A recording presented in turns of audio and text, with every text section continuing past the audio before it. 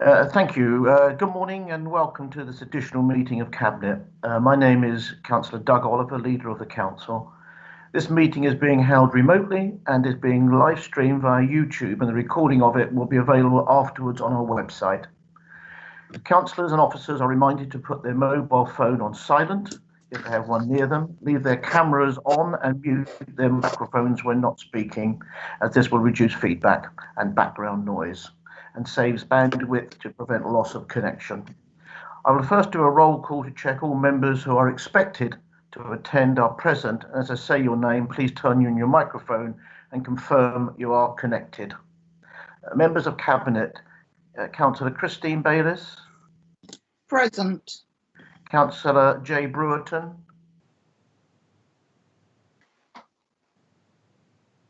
No. Councillor Terry Byrne.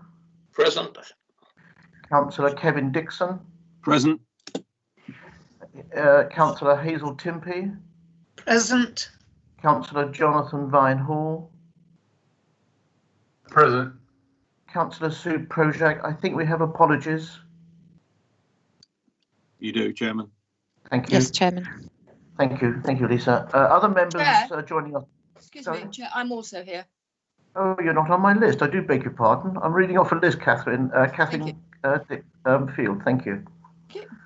Okay. Other members joining us today are Councillors Roger Bird, Councillor Gary Curtis, Councillor Tony Ganley, Councillor Jeanette Stevens, Councillor Graham Brown, Councillor Carl Maynard, Councillor Kirby Green, Councillor Jimmy Carroll, and Councillor Paul Osborne. Are there any others? Councillor John and Mary Barnes as well, Leader. Thank you, John. And Councillor Drayson. Thank you, Brian. Officers joining us today: Malcolm Johnson, Chief Executive, Robin Venard, Assistant Director Resources, and Chris Watchman, Revenues and Benefits Manager. The Democratic Service Officer and Committee Clerk today is Lisa Cooper. Members of the committee will be making the decision today by named vote. Because of the new format, members are encouraged to make their comments succinct and pertinent to ensure the smooth running of this meeting. Those members who wish to speak, please indicate by typing surname only in the chat facility. I will ask members who have a question if they wish to come back after receiving a response, so there is no need to type your surname into the chat facility again. It is a requirement that all members who will have read the paperwork published on the website. Members are reminded not to press leave meeting if you need to leave the room. Just remember to turn off your camera and microphone, please. Please be aware there is a time delay of 5 seconds whilst a member appears on screen. Each item will be reintroduced as we get to it. So if we can go through the agenda, item 1, to resolve that the minutes of the last meeting be confirmed as a correct record of proceedings and will be signed by me at a later date. Do you all agree? Great. Thank you. Lisa, are there any apologies? Yes, Chairman. Councillor Proshak. And also Councillor Sally Ann Hart is not able to attend. She advised me this morning. Malcolm, are there any additional items? No, Chairman, there are no additional items.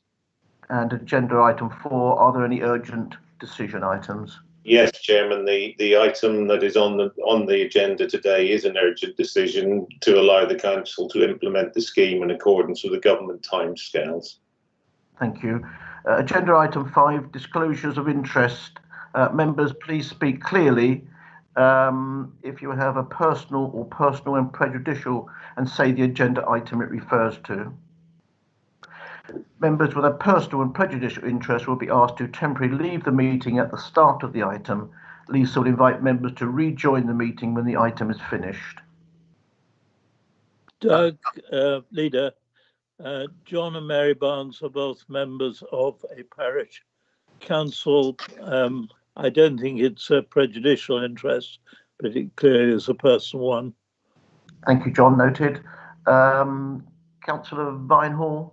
Yes, thank you. Yes, I declare an interest. I received a discretionary grant in the last round. At the last meeting, I didn't have to declare because there was no detail on where those grants might be offered. But I have a holiday, well, I have a couple of holiday lets, and it was received for those. So I declare a pecuniary interest and will leave the meeting.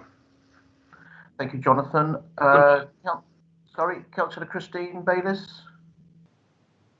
Yes, I don't have a pecuniary interest, but I am a member of Bexhill Chamber of Commerce, which is an interest I should declare.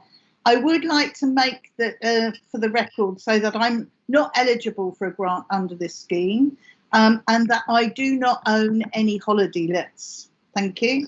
Thank you. I believe Councillor Brown was going to make a declaration. Yes, can I declare an interest in the holiday let, because I have private and personal interest in it. In fact, we own one, and also I am chairman of Perth Green Parish Council, if that is any way involved. Thank you. Thank you, Graham. Are there any other declarations? I'm not seeing any other hands up or notes. Councillor J. Brewerton.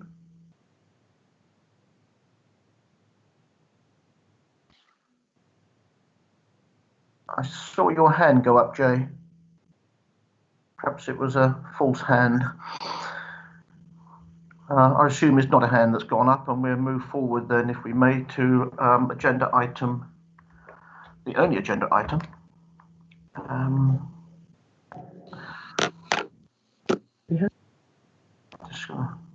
Okay, agenda item 6, report of Chris Watchman, Revenues and Benefits Manager. Purpose of report to agree the local restrictions to agree the local restrictions support grant discretionary scheme recently announced by government. I've noted that there are 1 or 2 members that do wish to speak, and I will call them once Chris has presented his report. I think you're there somewhere, Chris. Yes, Chairman. The floor is yours, Chris. Thank you. Following the introduction of the national restrictions requiring some businesses to close, the government confirmed that there would be business support grants available administered by local councils again. There are 2 distinct schemes: the national scheme, aimed at businesses operating from premises within the business rate list, and a locally determined discretionary scheme for those businesses affected by the restrictions but do not have a business rate assessment. The national scheme, supporting closed businesses within the business rate list, will pay grants of up to £3,000 for the period of the national restrictions, with the exact amount payable based on the rateable value of the business premises.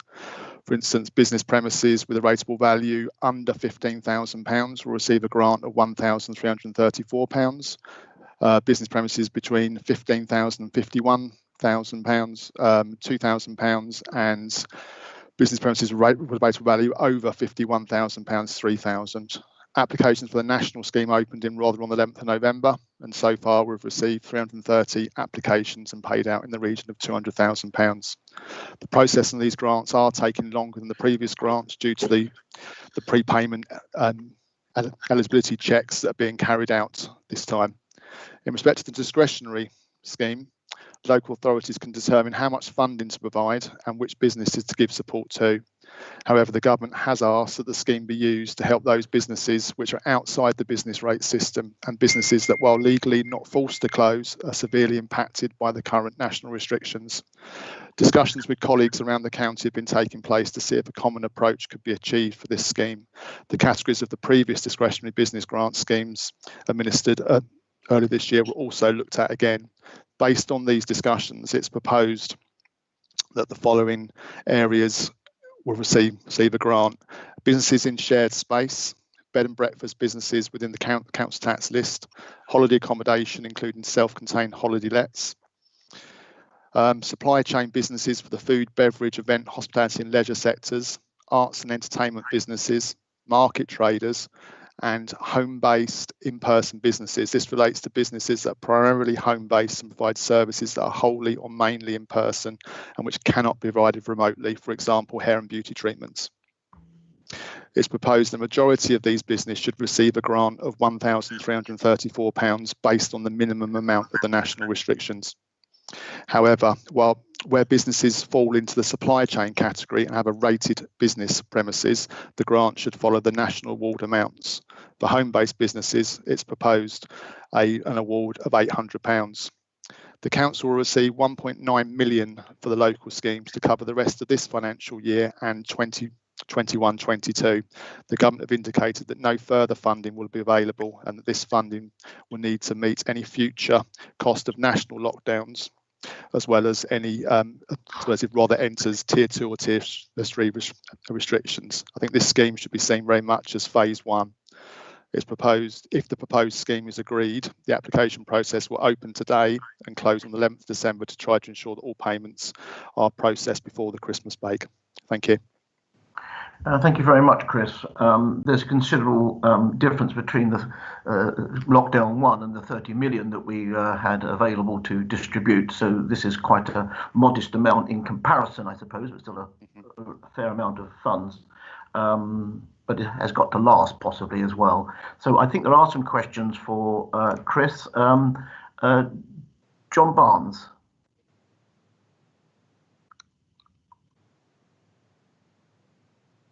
Or was it Mary Barnes? I'm not sure. Mary. John. No, it's John. I've got a couple of questions. The obvious one, which Chris Watchman has referred to, is about the home-based businesses. I'd like to understand why those are 800 rather than 1334. The other one, which is pertinent, I think, is village halls, because obviously all of those are closed. Are they going to be eligible for grant? Okay. The first question about the home-based businesses being set at £800, the main reason for the grant is not to support income, but to support ongoing fixed costs. And it was just considered that home-based businesses haven't got the same kind of costs as a business operating out of business premises. The second point about the village halls, etc. We are still waiting for some guidance from government on this, but from what we understand so far, it's going to be down to how the village hall is actually owned. If it's owned directly by the parish council, the likelihood is that it won't be eligible for a grant. But if it's owned by a separate entity, i.e. a charity set up by the parish council, then the likelihood is that it will be eligible. But we are waiting for further guidance on that, which is hopefully coming out next week. Does that cover off, John, your inquiry? Since we have a degree of discretion, I would have thought parish councils, I accept the distinction on ownership, but where a trust is actually in possession, they are closed and they have ongoing fixed costs. So they should be eligible in my view. And if we have discretion, I think it should help. But I do obviously declare an interest on that because Etcham is just such a case.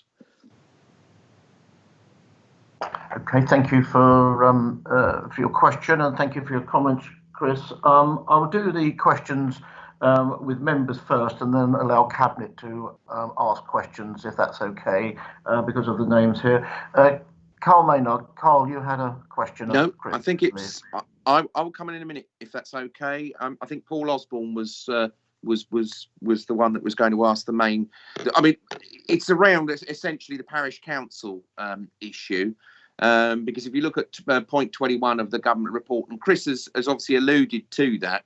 What we're concerned about is to what, if anything, parish councils will be entitled to, and it's really important the point that Councillor John Barnes has just made about village halls, because they have got on costs, and obviously as John has alluded to, there's that element of discretion, and what we're really keen to ascertain is can we get some of this money out to the parishes, because the other thing that the point needs to be made, that parishes, especially parish clerks, are still going over and above in terms of what they're doing for the local community during this COVID period. There's still things that are going on that are over and above that parish councils are doing, and is it just the village hall issue, or is it something more than that? Because government clearly in what they're saying, although I accept what Chris says in terms of perhaps we need to drill into the detail, but point 21 of the government report clearly states that parish councils have an eligibility. So can we just clarify,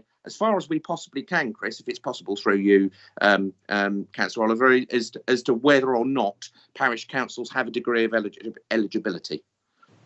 Thank you. Yeah. Okay. If you could mute your microphone, please, Carl, and I'll allow Chris to respond to that. Or yes, Chris. As I said, that we are waiting for that further guidance. We're looking mainly to see whether parish councils are covered by the main scheme, in particular, because obviously this discretionary scheme is for the local authority to decide how they wish to administer the funds. So my comment previously was more about the main scheme. If they can qualify for the main scheme, then that's where the money should come from. Obviously, if they can't, then it is for the council to decide whether they wish to support the parish councils via the discretionary scheme. Right, thank you, Chris. If that sort of covers off that point, Carl. Paul, did you want to, Councillor Paul Osborne, do you want to add to this particular thread? Yeah, if I may, Chairman. Carl's covered most of my original sort of question, but there was one I picked up yesterday, the pet level rescue lifeboat, which is on the fringes of my patch in Pet, obviously. I cover Winchelsea Beach. Yeah, there was a bit in the local online newspaper that they sort of weren't in receipt of a grant. And I just wondered if sort of charities such as those who have a small premise and still have their costs, although they don't pay a business rate or rates in particular, they've been hit with not being able to sort of fundraise. Is there any sort of discretion that can be offered to organisations such as that who actually provide a service? Chris, is there an interpretation on that point? There's no reason why charities can't be supported. They didn't qualify in the last round because it was around fixed business rate costs, which they haven't got. But for this scheme, there's no reason why that can't happen if members choose. Thank you. Does that cover off your? Yes, thank you, Paul. If I can invite Chairman of Council Brian Drayson, who has a question of Chris. Thank you, Leader. It's a small point really, but in the actual agenda appendix, the scheme itself, para 323, which is big page 12, excluded businesses. I see the last point makes a point about beach huts, and I realise they're excluded because many or some are rated separately for business rates. I just want to make sure that agreeing this in the format doesn't stop commercial operators, perhaps in the next lockdown, because this is supposed to last for 2 years, it doesn't prevent them from claiming at a future case without us having to come back and reword it or something. Can you have a Yeah, comment on that, Chris? From my point of view, that is solely based on business rated beach huts, because they are all business rated. As far as I was concerned, it wasn't referring to those that are commercially operating. Okay, does that cover that off, Brian? Thank you. So yes, thank you. I can, Councillor Hazel Timpey. Yes, thank you, Chair. It's just a question about the market trader section, where it says required to close non-food. How do businesses such as the food providers at markets, the stalls, the ones that travel around, are they eligible or not? As far as I'm aware, if it's a food stall, then they are an essential retailer, in which case they wouldn't qualify. It's only for non-essential retail. Right. Okay. Thank you. Okay. Thank you. Councillor Christine Bayliss. Christine. Right. Thank you very much. I'm just very aware that yourself and Councillor Prochak had received representations from Bexhill Chamber of Commerce, and wondered if there was a précis of what the business sector felt about the discretionary scheme, especially Rye and Battle areas, whether we'd had any representations from them, or whether you could perhaps let us know what their views were. From my perspective, I thought the last scheme worked really, really well. Chris and his team were brilliant and helped lots and lots of businesses complete what was actually quite a complicated form. But hopefully now everybody's in the groove and can submit their claims really quickly. But I just wondered if there was any sort of general feedback from the business sectors. Perhaps I can invite Robin to make a comment there, because the contact that we've had from the Bexhill Chamber has been seen by the Assistant Director. Robin, would you like to just make a comment, please? Yes, as you say, Chairman, we've been contacted in particular by Bexhill Chamber, and I think what you can see from the draft discretionary scheme is that we cover the areas that have been of concern previously. So our scheme does largely mirror what we had before, and therefore does pick up those sectors that made our initial scheme plus the second phase scheme, where we expanded it quite considerably, and it does cover all those areas. So I'm pretty confident that we've covered most of the issues. Clearly, what will happen through this process is we may become more aware of any other businesses, any other business sectors that may need support, in which case in the future scheme we can build those into that scheme in the future. Thank you. Okay, to cover off that inquiry, Christine, thank you. I would just add that this is an additional work for Robin and Chris, who have shared the requirements through colleagues within the county, so that what we're putting out is reflects what other residents of East Sussex may be identifying in some way. Before I ask Councillor Kevin Dixon as lead member to sum up, there's a question from Councillor Jay Brewerton. Thank you. I was in the Chamber of Commerce meeting last night. There was actually an entertainments company that hadn't previously qualified for any discretionary grants. They had actually taken a C-bills loan, quite a significant amount. Would they be qualifying for this or not under the entertainments section, Chris?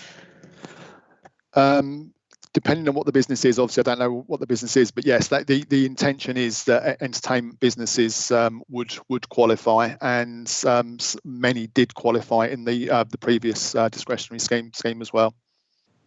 Thank you. Okay, thank you for that.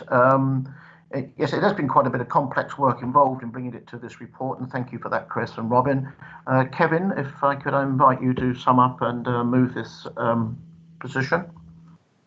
Yeah, thank you, Chairman. Just to refer to my chat earlier, as the discussion veered towards parish councils, I should declare a personal interest, as my wife is parish clerk for Breed Parish Council. Thank you to all councillors who've made a rather robust discussion this morning and flashed out a few issues. I've made notes of them, and then we'll discuss them with Robin and Chris as we go forward to see what we can do to improve things of the matters that have been brought up today. 1.9 million isn't a lot of money in the big scheme of things, but of course this is going to make a big difference to some businesses and hopefully keep some businesses trading that may not have otherwise. The only really thing I've got to add is, can we all please make a great effort to get the message out there that this discretionary grant scheme is in place, and if anyone in our communities that we know that might qualify, please apply. And again, thanks to Robin and to Chris Watchman. Chris has already sorted out one issue for me in my ward, and I'm sure will be available for anyone else with any other queries. But apart from that, Chairman, I'll move the report as printed. Thank you. Have I got someone to second the motion? Thank you. Seconded. Thank you. Lisa, can we take a vote, please? Yes, Chairman. Okay, members, I shall call your name out alphabetically. Please answer for, against or abstain. Councillor Bayliss. For. Councillor Brewerton. For. Councillor Byrne. For. Councillor Dixon. For. Councillor Field. For. Councillor Oliver. For. Councillor Timpey. For. That's carried unanimous, Chairman. Right. Thank you, everyone, for attending this morning, and thank you for members in, as Kevin said, in making some very good inquiries, so that we're fully aware of this particular process. So the meeting is now closed. Thank you very much indeed.